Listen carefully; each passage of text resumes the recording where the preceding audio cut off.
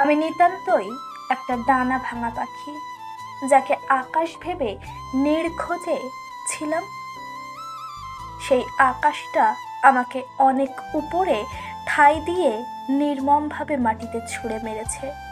যে আকাশের বুকে ভর করে ডানা মেলে উঠতে চেয়েছিলাম, সেই আমাকে নানান বাহানা করে স্তব্ধ করে দিয়েছে নিষ্ঠুরভাবে। যাকে পেয়ে আকাশ সমান খুশি হয়েছিলাম, সেই আমাকে উপহার স্বরূপ বিচ্ছিরিভাবে আহত করে নয়ন জলে ভাসিয়ে দিল। অথচ আমি তার কাছে একটু যত্ন আর ভালোবাসা ছাড়া কিছুই চাইনি। পাগলামি করে গেছি দিনের পর দিন, মাসের পর মাস, তবুও তার কঠিন হৃদয় আমার জন্য গলেনি। আমার চোখের জল তাকে থামায়নি। সে লজিক নিয়ে তার পথে ধরে রাস্তা বদল করে চলে গেছে। আচ্ছা, লজিক কিংবা ভেবেচিন্তে কি ভালোবাসা হয়? হয়তো আমার সেটা বুঝতে অনেকটা সময় লেগেছে।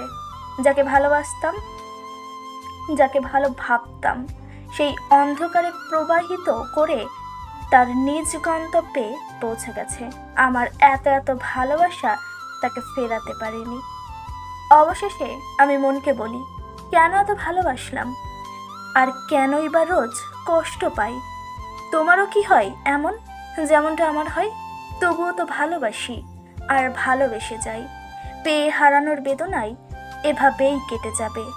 বেঁচে থাকা দায়, না মরেও মরণ ব্যাধি ক্যান্সার, যা তিলে তিলে শেষ করে দেয়।